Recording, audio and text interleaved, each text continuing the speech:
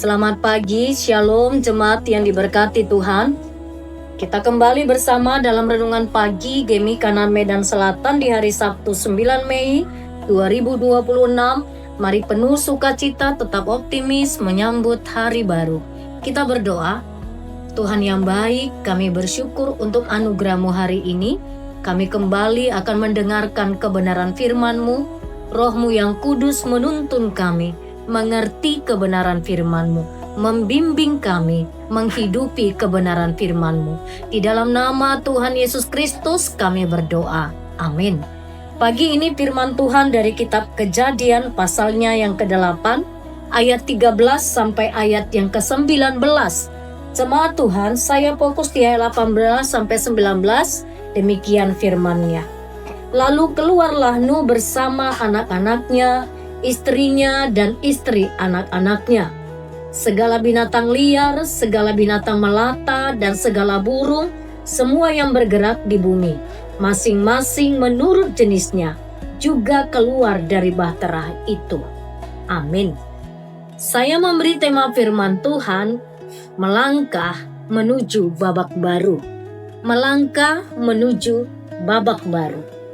Jemaat Tuhan, pernahkah kita terjebak dalam suatu situasi yang membuat kita merasa begitu sesak? Kita terbatas, seolah-olah waktu berjalan sangat lambat. Itulah yang dialami oleh Nuh dan keluarganya. Mereka menghabiskan waktu sekitar 1 tahun di dalam bahtera.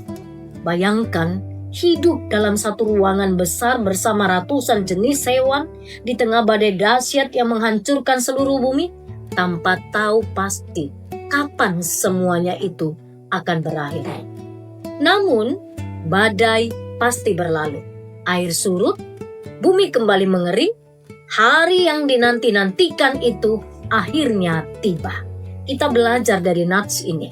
Ada sebuah momen yang sangat bersejarah, di mana saat manusia melangkah keluar dari bahtera untuk memulai kehidupan yang baru. Dikatakan ayat 18, lalu keluarlah Nuh bersama-sama dengan anak-anaknya dan istrinya dan istri anak-anaknya. Jemaat yang diberkati Tuhan, ada sebuah ketaatan yang konsisten.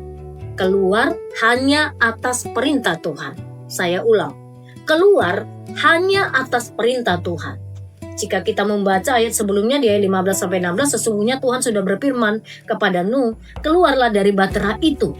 Baru kemudian di ayat 18 dicatat bahwa Nuh keluar. Ini sebuah detail yang sangat luar biasa. Mengapa? Jemaat Tuhan, Nuh tidak terburu-buru. Pada ayat-ayat sebelumnya, Nuh sudah membuka penutup bahtera, melihat bahwa tanah sudah kering. Ya logikanya setelah setahun terkurung, ia pasti sangat tidak sabar ingin segera menghirup udara segar. Namun, Nuh tidak bertindak berdasarkan ketidaksabarannya. Nuh tidak bertindak berdasarkan hanya analisis logisnya sendiri. Ia menunggu perintah Tuhan. Seringkali ketika kita menghadapi masa-masa sulit, masalah keuangan mungkin, pergumulan keluarga, ketidakpastian karir, ketidakpastian tentang kesembuhan dari penyakit, kita mulai melihat titik terang, kita cenderung terburu-buru mengambil keputusan tanpa bertanya kepada Tuhan. Bahkan kadangkala ada orang yang langsung melompat keluar dari situasi tersebut menggunakan caranya sendiri. Jemaat yang diberkati, belajar dari ini. Ketaatan sejati adalah menanti waktunya Tuhan. Yang kedua, ada sebuah kisah pemulihan keluarga.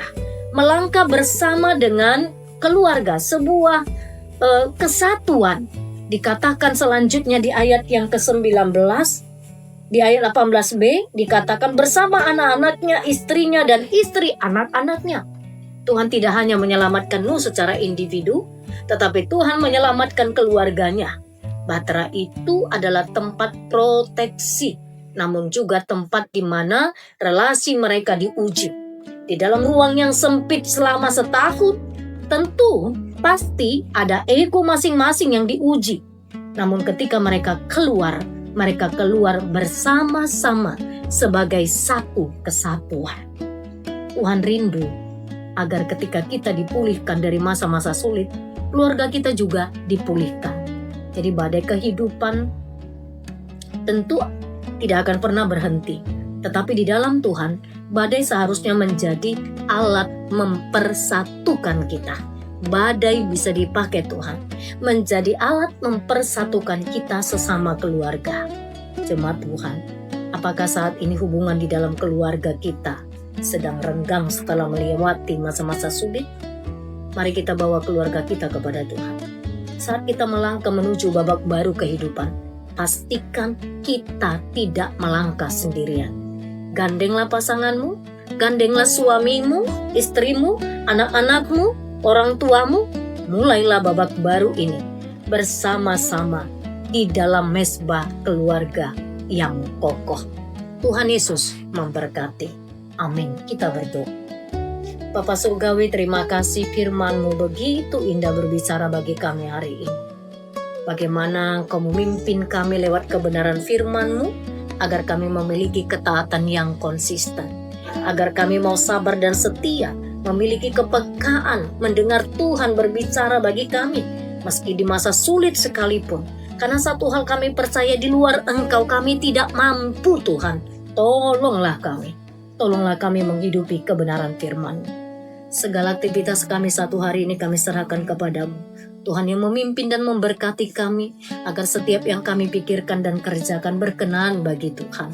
Engkau memberkati setiap keluarga kami, suami dan istri, orang tua dan anak-anak. Tuhan pulihkan setiap pergumulan yang kami hadapi.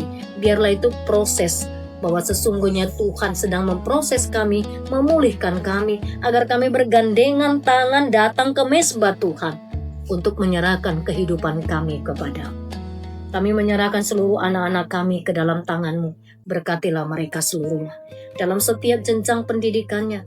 Pada bulan-bulan ini anak-anak kami sedang mempersiapkan diri untuk mengikut tes, untuk ke jenjang pendidikan yang lebih tinggi.